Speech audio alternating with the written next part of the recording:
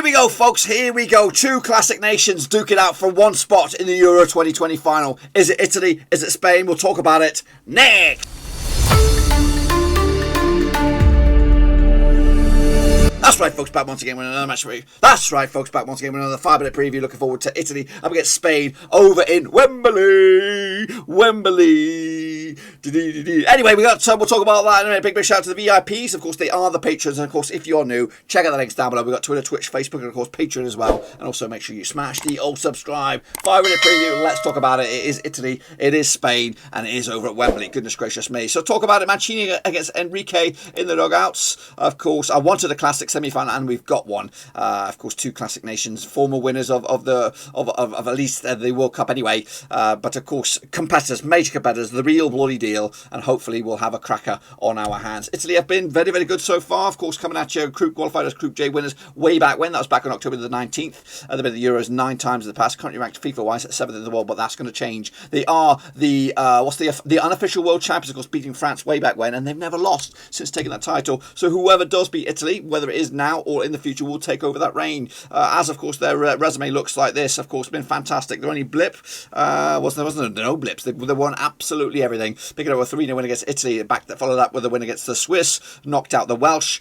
Of course, not knocked out the Welsh, but they got a win against the Welsh. Beating the Austrians and of course beating the Belgians in a very, very tight game. But they were of course the better side. The stats look like this. Immobile, Insigne, Locatelli, and Pessina all have 2 goals to their names so far. No red cards, which is great. A couple of yellow cards dotted about, but it's a-okay. This is the table, of course, way back when. Take a look at it. Italy, of course, fantastic at the top of the charts. Wales and Switzerland also followed through. Recap of the lineup here. Take a look, or at least the 26-man squad. The standouts for me, Locatelli has not been featured in the past couple of games, really. Barella started to take over his role, and of course the attacking lineups. And of course we did see, the return of Cellini in the back. This is my squad here. We do have an injury concern on the left-hand side. Donnarumma at the goalkeeping spot. Emerson comes in. Cellini, Bonucci, and Lorenzo at right back. Verratti, Jorginho, and Barella make up that midfield 3. Verratti, of course, has been taking over the reins, and Insigne, Immobile, and Chiesa up top. As for the Spanish, of course, coming at you with Luis Enrique as the governor, qualified as Group F winners back on October the 19th. October 15th, back in 2019. Past timeout, they've been at the Euros 10 times, and of course, they finished, They're currently ranked 6th in the world, according to FIFA. This is their resume, bit of a slow burning start, but then it all exploded into life, scoring 10 goals in 2 games by beating Slovakia and then Croatia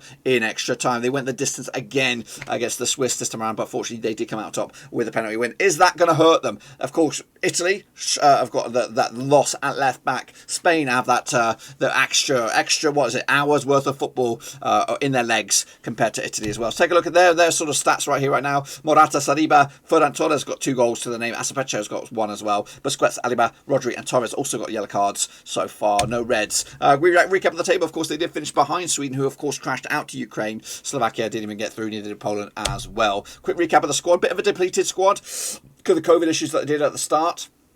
Pedri's been phenomenal. Absolutely little young gun. We've not really seen anything or much of Traore, but of course it has been Morata's been the spotlight. Saliba's taken some glory, and of course the defence has been pretty good. Whilst Unai Simon, of course, responded from that error, but of course to bounce back with that penalty shootout win. Jordi Alba, Laporte, Pau Torres, Asapecho make up your back 4. Pedri, Busquets, Koke midfield, Torres, Morata, Saliba up top.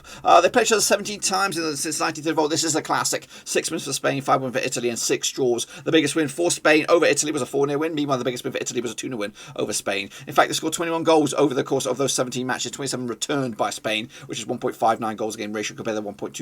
Italy coming into this 100% form compared to the 75% form for the Spanish. They actually won 3 on the bounce, though. Of course, recap of the last matches between these two sides was a World Cup qualifying match back in 2017. It was a 3-0 win for Spain.